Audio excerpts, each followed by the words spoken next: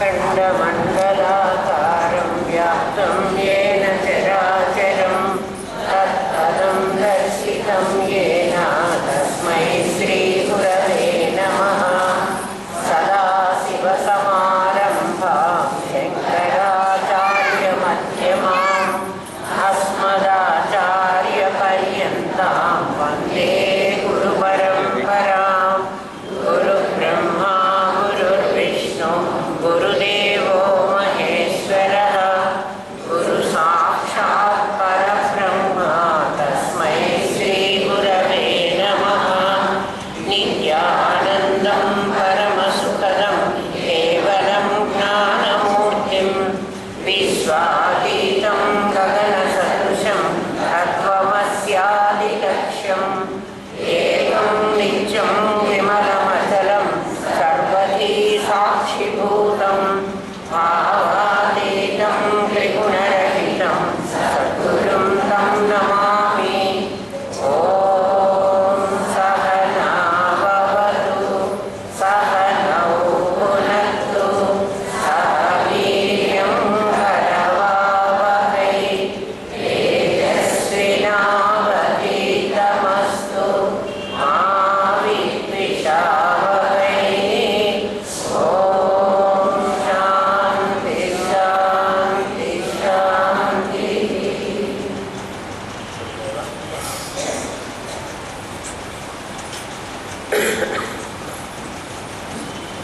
నిన్న మనం మాట్లాడే మాట, మనం ఆలోచించే ఆలోచన అన్నీ కూడా ఉల్టాగానే ఉన్నాయి.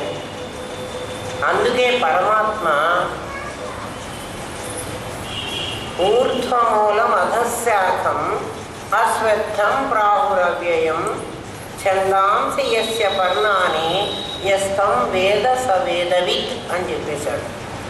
నిన్న ఎట్లాగైతే ఒక చెట్టు మీద 2 పిట్టలు ఉన్నాయి, ఒక చెట్టు ఉంది, చెట్టు మీద 2 పిట్టలు ఉన్నాయి. ఒక పిట్ట తింటుంది, ఒక పిట్ట చూస్తుంది. చూసే పిట్ట తినదు, తినే పిట్ట చూడదు. అంటే మనం మామూలుగా అయితే ఎంతమంది ఉన్నారా అంటే 2 ఉన్నారని చూద్దాం. ఒక జీవపక్షి, ఒక ఈశ్వర పక్షి అని. చెట్టున్న సంగతి అసలు మనం మర్చిపోతాం. చెట్టు మీదనే చెప్పాడు. కానీ ఈ మూడిటికి కూడా అతీతంగా ఉన్నటువంటి నేలని, నేల మీద ఉన్న ఆ శక్తిని మనకు అసలు గుర్తు కూడా ఉండదు. అది ఎవడు తెలుసుకుంటే వాడు తెలుసుకున్నవాడు అని. యస్తం వేద సవేదవిత్ అని భగవద్గీత చెప్తోంది. ఎవడు తెలుసుకుంటే వాడు తెలిసినవాడు. ఏమిటయ్యా తెలుసుకునేది? ఊర్ధ్వమూలం అధశాఖం. చెట్టు వేళ్ళు పైకున్నాయిట, చెట్టు కొమ్మలు కిందికున్నాయిట. వేళ్ళు పైకున్నాయి, కొమ్మలు, కాండము, రెమ్మలు కిందికున్నాయి. అంటే చెట్టు ఎట్లుంది? తల్ల కిందులుగా. ఊర్ధ్వమూలం అధశాఖం అశ్వత్థం ప్రాహురవ్యయం. అది అశ్వత్థం. ఆ చెట్టు నాశనం కాదు. ఆ చెట్టు రేపుంటుందనే నమ్మకం లేదు. రెండు పదాలు చూడండి. నాశనం కాదు అంటే రేపు ఉండాలి. అశ్వత్థం అంటున్నాడు, రేపు ఉండదు అంటున్నాడు. అంటే అందులో ఒకటి నాశనం కాదు, ఒకటి రేపు ఉండదు. ఏది నాశనం కాదు, ఏది రేపు ఉండదు? ఆ వేప అన్నది, ఆ రావి అన్నది అదేదో, అది ఆ నువ్వుల గింజ, ఆ నువ్వులు అన్నది నాశనం కాదు. దాని తాలూకు చెట్టు రేపు ఉండదు. ఈ చెట్టు ఉండదు, ఇంకో చెట్టు వస్తుంది. కానీ దాంట్లో ఒకటి ఉంటూనే ఉంటుంది. అది నాశనం కాదు, అదొకటి ఉంది. 2 ఉన్నాయి. అది అవ్యయము, అది వ్యయం కాదు. అశ్వత్థము 2 పదాలు ఉపయోగించాలి చూడండి. అది రేపు ఉండదు, అది నాశనం కాదు. నాశనం కాదు అంటేనే రేపు ఉంటుంది అని అర్థం. రేపు ఉండదుట అంటే ఒకటి రేపు ఉండనిది, ఒకటి నాశనం కానిది. 2 ఉండాలి అక్కడ. ఉన్న చెట్టు ఒకటే. ఎట్లా అర్థమవుతుంది? యస్తం, దాన్ని ఎవడు తెలుసుకుంటాడో వాడు తెలిసిన వాడవుతాడు అన్నాడు. అది భగవద్గీత చెప్పిన మాట. మరి అర్థమవుతుందా? కాదు. మనకి చెబుతున్నాడు, ఒరే నువ్వు ఏమి ఆలోచిస్తున్నావో దానికి ఉల్టా చేసుకోరా, నీకు పరమాత్మ తెలిసిపోతాడు. నువ్వేం ఆలోచిస్తున్నావు? నేను కళ్ళు తెరిస్తే ప్రపంచాన్ని చూస్తున్నా. కళ్ళు తెరిస్తే ఏం చేస్తున్నాను? ప్రపంచాన్నే చూస్తున్నా. ప్రపంచంతోనే లావాదేవీలు పెట్టుకున్నాను. నాకు ఇంద్రియాలన్నీ బహిర్ముఖమై ఉన్నాయి. దీన్ని ఉల్టా చేసుకోరా అన్నాడు. దాన్ని ఉల్టా చేసుకోరా అంటే ఏం చేయమన్నాడు? అంతర్ముఖంగా పిచ్చివాడా, నువ్వు బహిర్ముఖమైనావు, దానికి వ్యతిరేకంగా ఉండరా, అంతర్ముఖంగారా అని చెప్పాడు.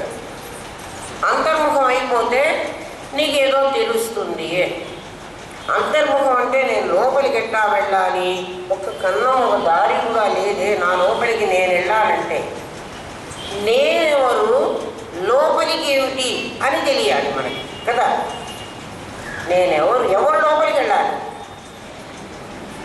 ఇప్పుడు కర్నూలు వచ్చింది అని అన్నప్పుడు కర్నూలు స్టేషన్ ఒకటి ఉండాలి. కర్నూలుకు వచ్చే రైల్లో నేను ఒకటి ఉండాలి. కనీసం రైలన్నా రావాలి. ఇద్దరు ఉండాలి. ఉండకపోతే ఎవడు కర్నూలుకి వస్తాడు? అట్లా నేననేవాడిని ఒకడిని లోపలికి వెళ్ళాలి. ఆ లోపలికి వెళితే తెలుస్తుంది నాకేదో. ఎవడు తెలిస్తే వాడు తెలిసిన వాడు అవుతాడు అని చెప్తోంది భగవద్గీత. ఒకడుట సూర్యుడికి ఎదురుగా నుంచున్నాడు. ఇటువైపు ఇక్కడ సూర్యుడు ఉదయిస్తున్నాడు. వాడు అంటే సూర్యుడు వాడి వీపు మీదకుంటాడు. నిలబడ్డాట. అప్పుడు వాడి నీడ ఎక్కడ ఉంటుంది? చాలా పొడవుగా ఉంటుంది. సూర్యుడు నా వెనక ఉదయిస్తున్నాడు అనుకోండి కాసేపు. సూర్యుడు వీడు తూర్పు, నేను ఇక్కడ సూర్యుడికి ఎదురుగా నుంచున్నాను. ఎదురుగా కాదు, సూర్యుడిని చూస్తూ కాదు. సూర్యుడు నా వెనకున్నాడు, నేను ఇక్కడ నిలబడ్డా. నా నీడ నాకంటే ముందర అంత దూరం పోయి ఉంటుంది. నేను చాలా పొడవుగా ఉంటాను. నేను ఇప్పుడు ఈ నీడని పట్టుకోవాలి అని వెళుతున్నా. నా నీడని చూసి నేను నడుస్తూ ఉన్నా. నీడ నాకు దొరుకుతుందా? దొరకదు. నేను అక్కడికి పోయి ఇక్కడి నుంచి నేను నుంచుని ఉన్నప్పుడు ఆ నీడ కనీసం అంటే 20 అడుగుల దూరంలో ఉంది అనుకోండి కాసేపు. 20 అడుగులు నేను నడిస్తే అక్కడున్న నా తలను నేను టచ్ చేయగలను అని నేను అనుకుంటే, ఆ 20 అడుగులు నేను నడిచేటప్పటికి నా తల ఇంకో 20 అడుగులు అవతలికి పోయి ఉంటుంది. పోతుందే పోదా? నేను ఇట్లా సాయంత్రం వరకు నడిచినా కూడా నా నీడని నేను అందుకోలేను. సాయంత్రం వరకు అనకూడదులే నేను, ఎందుకంటే మధ్యాహ్నం అయితే సూర్యుడు అటు తిరుగుతాడు. వాడు తిరగడు, భూమి తిరుగుతుంది. వాడేం తిరగడు. అందుకని నాకేం చెప్తున్నారు? నువ్వు ఇటువైపు నడుస్తున్నావు కదా, ఇటు తిరగరా. ఇటు తిరిగితే నీడ ఎక్కడుంటుంది? నా మీదే పడుతుంది. ఇంతకుముందు నీడ ఎక్కడ పడింది? నా ముందర పడింది. ఇప్పుడు నీడ నా మీదే పడుతుంది. సూర్యుడికి అభిముఖంగా నేను ప్రయాణం చేసి వెళుతూ ఉంటే సూర్యుడి వైపు తిరిగి నా నీడని నేను ముట్టుకోవలసిన కష్టం నాకు ఉండదు. నా నీడ నన్ను అనుసరించి వస్తూ ఉంటుంది. ఇందాక నా నీడ దాన్ని అనుసరించి నేను వెళ్ళాను. నీడని అనుసరించి నేను నా నీడ నా ఆభాస, దాని పేరు అది పెట్టుకోండి కాసేపు. నా ఆభాస అంటే నా వంటిదే, కానీ నేను కాదు. నా నీడ ఎలాంటిది? ఈ పదం ఇట్లా నేర్చుకోవాలి. అందుకని ఆ పదం అట్లాగే చెప్తున్నాను మీకు. నా నీడ ఎటువంటిది? నా వంటిది. ఎందుకంటే నాకు ఎక్కడ చెవులు ఉంటాయో నా నీడ కూడా అక్కడ చెవులు ఉంటాయి. అంతేగాని నా నీడ నా నడుము దగ్గర చెవులు పెట్టదు. నేను ఇక్కడ ఎట్లా ఉన్నానో నా నీడలో కూడా నాకు అక్కడే కళ్ళు ఉంటాయి, అక్కడే చెవులు ఉంటాయి, అక్కడే తల ఉంటుంది. జుట్టు ఉంటే జుట్టు కూడా అక్కడ ఉంటుంది. కానీ అది నా నీడ. నేను నడిస్తే అది కూడా నడుస్తుంది. అది జడమా చేతనమా అని ఆలోచించండి. అది జడమా చేతనమా? అది జడం. మరి అది నడుస్తున్నదే. నేను నడుస్తుంటే నా చైతన్యము దాని మీద అది కూడా ఆభాస అయింది. లేకపోతే నీడ జడమైనప్పుడు ఆ నీడ నేను ఇక్కడ నుంచున్నప్పుడు అక్కడ ఆ నీడ ఉంది కదా, ఇప్పుడు నేను దాన్ని చూసి నడిచి వెళుతుంటే ఆ నీడ కూడా నాకన్నా ముందు నడిచి పరిగెత్తుతున్నది కదా, పరిగెత్తుందా లేదా? మరి నాకన్నా ముందు నడిచే నీడ జడమా చేతనమా? ఆలోచించండి. అందుకే పరమాత్మ గీతలో సగ సత్యాహం అర్జున, నేను సత్తుని అసత్తుని కూడా నేను రెండు. అంటే నన్ను ఆభాసగా చూసినా నేను రెండు, నేను చైతన్యంగా చూసినా నేను రెండు. ఇక్కడ ఏం రెండు ఉన్నాను? నా శరీరం ఉంది, నా చైతన్యం ఉంది. ఆ నీడలో ఆ జడంలో నా తాలూకు చైతన్య ప్రతిబింబము ఉంది, నా తాలూకు జడ ప్రతిబింబము ఉంది. అందుకని అది సత్తు, అది అసత్తు కూడా. నా ఆభాసం మొత్తం లేనిది కాదు, ఉన్నదే. కానీ నాలాంటి స్వయం సత్తా దానికి లేదు. నేను నడిస్తే నడుస్తుంది, నేను కూర్చుంటే అది కూడా కూర్చుంటుంది, నేను పరిగెత్తితే అది కూడా పరిగెత్తుతుంది కదా. నేను ఇటువైపు తిరిగితే అది చచ్చినట్టు నా లోపలికి వెళ్ళిపోతుంది. ఇది ఆ నీడ పరిస్థితి, ఆభాస పరిస్థితి. అది నాకంటే భిన్నంగా ఇంకోటి ఉంది. అటువంటి నువ్వు బయటికి చూస్తున్నావు కాబట్టి ఊర్ధ్వమూల నిలదిపోలే మనం కర్నూలు వచ్చింది అని దాన్ని తిరగతిప్పండి. వచ్చింది రైలు, కర్నూలు అక్కడ ఉన్నది, ఇది తిప్పుకోవడం. అట్లా తిప్పుకున్నట్లయితే అంటే నీకు కనిపిస్తున్న దాన్ని ఉల్టా చేసుకుంటే నీకు పరమాత్మ తెలుస్తాడు. పరమాత్మ తెలుస్తాడని చెప్పాలి. ఏమైతే తెలుసుకుంటావో వాడు తెలిసినవాడు, మిగిలినవాడు తెలియనివాడు. దీనికోసం ఏం కష్టం లేదంటున్నాడు. నువ్వు ఉన్న పొజిషన్ నుంచి వ్యతిరేకంగా అభిముఖంగా తిరగరా. నువ్వు ఇన్ని రోజులు దేవుడు బయట ఉన్నాడు అనుకుంటున్నావు, అందుకని నువ్వు బయట వెతుకుతున్నావు. తిరుపతిలోను, శ్రీశైలంలోను, భద్రాచలంలోను, చర్చిలోను, హజ్లో, మసీదులోను వెతుక్కుంటున్నావు. వద్దు. అట్లా వెతుక్కునేటట్లయితే నీకు చాలా చోట్ల వెతకాలి. వాడు దొరకడు నీకు.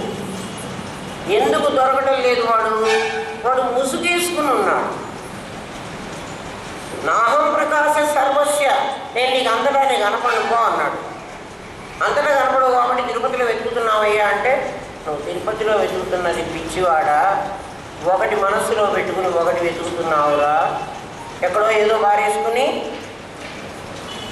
పెసరచేలో ఉంగరం బారేసుకుని పప్పులో వెతుక్కుంటున్నాడు వాడికి ఎలా దొరుకుతుంది?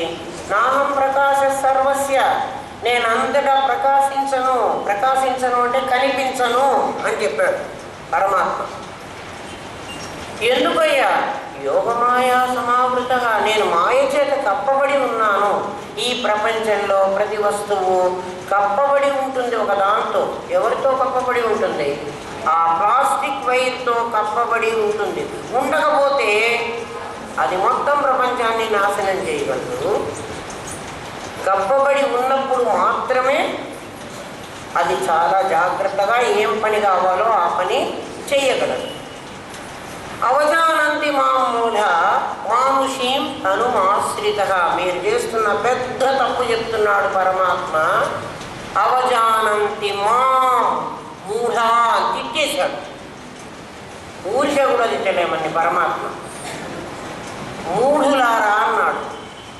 యేసుక్రీస్తు పాపులారా అంటే ఆయన కూడా చాలా కరెక్ట్గా పాపులారా అని తిట్టాడు. ఎందుకు తిట్టాడో చెప్పనా? పాపివి కాకపోతే నువ్వు శరీరం నేను అని ఎందుకు అనుకుంటావురా? శరీరం నేను అనుకోవడమే నువ్వు చేసిన పెద్ద పాపం. ఇంకేం పాపం చేయక్కర్లా.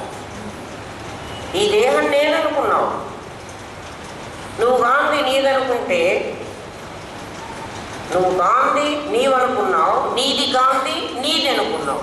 అది నువ్వు చేసిన పెద్ద తప్పు. అందుకని నువ్వు పాపివి అన్నాడు. ఆయన పాపివి అన్నాడు, ఈయన మూఢునివి అన్నాడు. నీకేం తెలియదు. అవజానంతి మాం మూఢా. ఏమనుకున్నట్ట మనం మూఢులం ఏం చేయమనుకున్నామంటే తనుమాశ్రిత, దేవుడు ఒక శరీరాన్ని ఆశ్రయించాడు అనుకున్నాం. ఏ శరీరాన్ని ఆశ్రయించాడు? రాముడి శరీరాన్ని, కృష్ణుడి శరీరాన్ని, దుర్గా శరీరాన్ని, గణపతి శరీరాన్ని, అయ్యప్ప శరీరాన్ని. ఎంత పిచ్చిగా వెళుతున్నారు. సాయిబాబా శరీరాన్ని, నా శరీరాన్ని, నీ శరీరాన్ని. మనం అందరం శరీరాలే. వెంకటేశ్వర స్వామి రాయి శరీరాన్ని, అందులో నన్ను పెట్టారు ఈ మూడులు. నేను తిరగప్పుకోరా అంటున్నాను. అంటే ఏం చేస్తున్నాడు? రాయి లోపల నన్ను పెట్టారు కదా, నా లోపల రాయిని పెట్టండి రా, అంతే మీరు చేయాల్సిన పని. ఆయన అదే చెబుతున్నాడు. ఉల్టా తీసుకోమంటే అర్థం ఏమిటి? రాయిని నా లోపల పెట్టండి రా, అప్పుడు నేను పైకి వస్తాను, రాయి లోపలికి వెళ్ళిపోతుంది.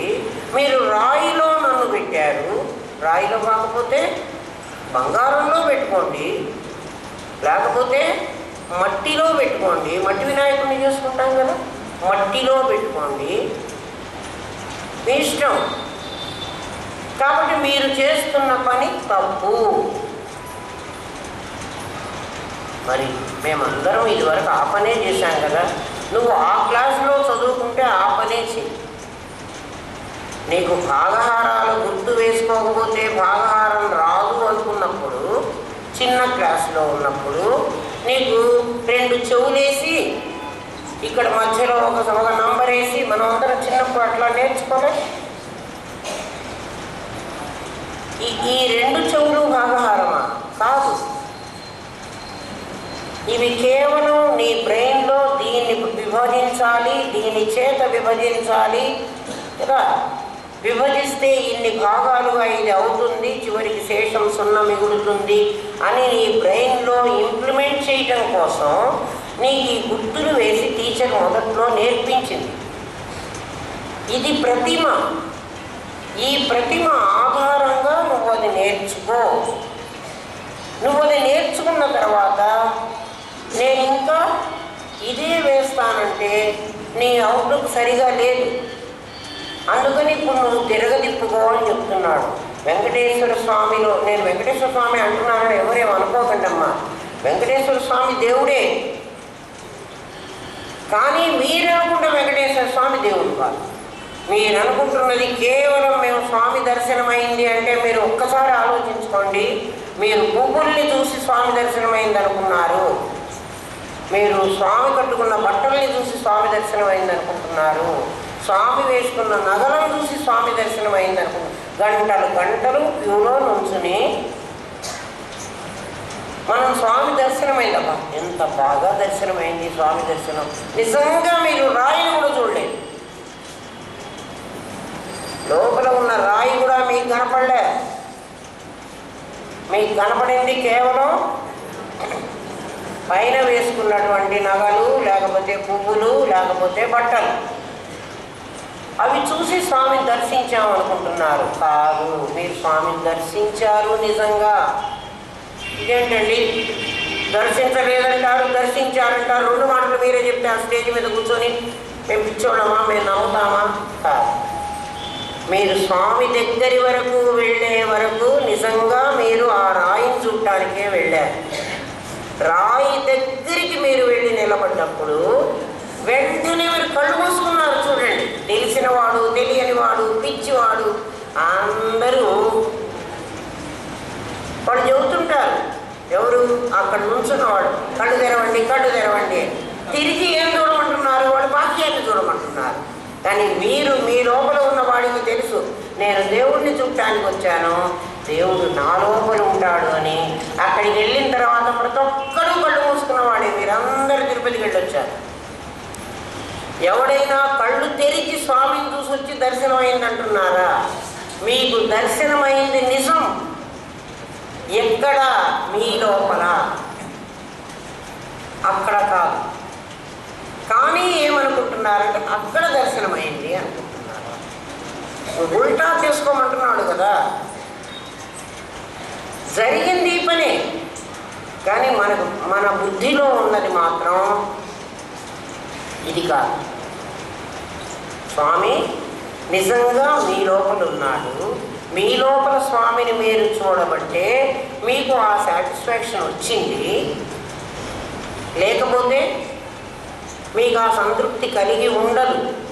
రాసి కుప్ప పూల బజారుకు పోతే పూలు ఇంత రాసి కుప్ప పోస్తాడు, అది చూసి వెంకటేశ్వర స్వామి అనుకోవచ్చు కదా. బంగారు షాప్కి వెళితే నగలన్నీ డిస్ప్లే చేసి ఉంటాయి, వాటినన్నిటినీ ఒక ఆర్డర్లో పెట్టుకుని వెంకటేశ్వర స్వామి అనుకోవచ్చు కదా. అనుకోవటం లేదే. అనుకుంటున్నావా? ఆలోచించండి. కాబట్టి భగవంతుడు నీకు కనిపిస్తున్న ఆభాస రూపం, అసలైన నిజ రూపం రెండు కలిసి ఉన్నాయి ఆ ప్రతిమోపాసనలో. అందుకని దాన్ని తిప్పుకోమంటున్నాడు. తిప్పుకుంటే నీకు తెలుస్తుందిరా. నీ ఆభాస ఎందుకు పరమాత్మ కాదో ఇవాళ చెప్తున్నా. ఇంకొక స్టెప్ మిమ్మల్ని పైకి తీసుకెళ్తున్నా. ఇంతకుముందు ఏమనుకున్నాం? ద్రష్ట, దృక్కు, దృశ్యము అనే పేరుతో జీవుడు నామరూప క్రియలలో వాడున్నాడు. ఇప్పటికీ వీడిని దేవుడు అనుకోండి అని కదా చెప్పాను. ఎప్పటికీ వాడు దేవుడు అని చెప్పట్లేదు, ఎందుకంటే వాడు పరిమితంగా ఉన్నాడు. వాడు ఎట్లా పరిమితంగా ఉన్నాడో మీకు చెప్తాను. పరమాత్మ సత్యం, జ్ఞానం, అనంతం బ్రహ్మ, అది కదా పరమాత్మ లక్షణం. మన పెద్దలు మనకు చెప్పింది. దేవుడు ఎట్లా ఉంటాడు అంటే 6 అడుగుల పొడుగుండేవాడు కాదు. దేవుడు 6 అడుగుల పొడుగుండేవాడు కాదు. ఆజానుబాహుం అరవింద దళాయతాక్షం కదా. ఆ ఆజానుబాహుడు అరవింద దళాయతాక్షుడు రాముడు. రాముడు దేవుడు కాదు.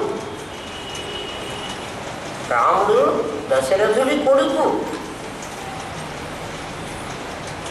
అంతేగాని రాముడు దేవుడు కాదు. రాముడు దేవుడైతే మీరు కూడా దేవుడు. రాముడిలో దేవుడు ఉన్నాడు, రాముడు దేవుడు కాదు. అందుకు దేవుడి లక్షణం ఏమిటి అంటే ఏదో నల్లని వాడు, పద్మనయనముల వాడు, కృపారసము పైజల్లెడు వాడు, మౌడి పరిసర్పిత పింఛమువాడు, నవ్వు రాజిల్లెడు మోమువాడు. గోపికల దృష్టిలో కృష్ణుడు రాముడు, కృష్ణుడు దేవుడు. వాడు అట్లా ఉండాలి. ఇవన్నీ కృష్ణుడు యొక్క భౌతిక రూపమేనా? కృష్ణుడి లోపలి రూపం ఉందా? లేవు. అర్జునుడి దృష్టిలో కృష్ణుడు కూడా వేరే, మన సారథి, మన సచివుడు. అర్జునుడి దృష్టిలో కృష్ణుడు ఎవరు అంటే అతనికి సారథి, అతనికి మంత్రి, అతనికి దైవము, అతనికి గురువు, అతనికి ఏదో చెప్పేవాడు. పై రూపం కాదు అర్జునుడికి దేవుడు. అర్జునుడి దృష్టిలో కృష్ణుడు ఎవరు?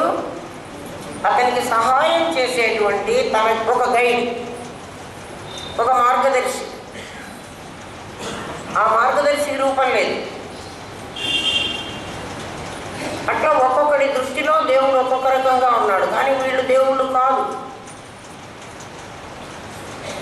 దేవుడు వాళ్ళ లోపల ఉండాలి. దేవుడి లక్షణాలు చెప్తూ మన శాస్త్రం మనకేం చెప్పిందంటే యేసుక్రీస్తు దేవుడు అని చెప్పలేదు, అల్లా దేవుడు అని చెప్పలేదు, రాముడు కృష్ణుడు దేవుడు అని చెప్పలేదు. దేవుడి లక్షణాలు చెప్పింది. లక్షణాలను బట్టి లక్ష్యం ఉన్నవాణ్ణి తెలుసుకోరా అని చెప్పింది. నువ్వు తెలుసుకో, నువ్వు ప్రయత్నం చెయ్యి కదా. నాకు పొట్లకాయ ఎట్లా ఉంటుందో తెలియదు. ఏమ్మా అంత కూడా తెలియదా? మీకు తెలుసుకోవడానికి ఉంటున్నారా? ఎట్లా ఉంటుందో నాకు తెలియదు. కాకరకాయ ఎట్లా ఉంటుందో తెలియదు. కాసేపు అనుకోండి, నాకేం కూరలు ఎట్లా ఉంటాయో వాటి ఒరిజినల్ ఒక్కలు తరిగాకంటే ఒకటే కదా, వాటి అసలు రూపం ఏంటో నాకు తెలియదు కదా. అటువంటిప్పుడు నేను ఏం చేస్తానంటే నాకు పెద్దవాళ్ళు ఎవరో చెప్పేవాళ్ళు, ఒక ఆకుపచ్చగా ఇంత పొడిగే ఉండి ముళ్ళు ముళ్ళుగా ఉంటే ఏమ్మా ఇట్లా ముళ్ళు ముళ్ళుగా ఉంటుంది, దాని లక్షణాలు చెప్తారు. ఇలా ఉన్నటువంటి కాయని కాకరకాయ అనాలి. దాన్ని తుంచితే నోట్లో పెట్టుకుంటే అది చేదుగా ఉంటుంది. నాలుకతో ప్రమాణం చేసి దాన్ని కాకరకాయ డిసైడ్ చేసుకో, నీకు తెలియకపోతే. ఒక సన్నగా పొడవుగా పాములాగా ఒకటి ఉంటుంది, దాని మీద కొన్ని గీతలు చారలు కూడా ఉంటాయి. అట్లాంటి దాన్ని పొట్లకాయ అంటారు.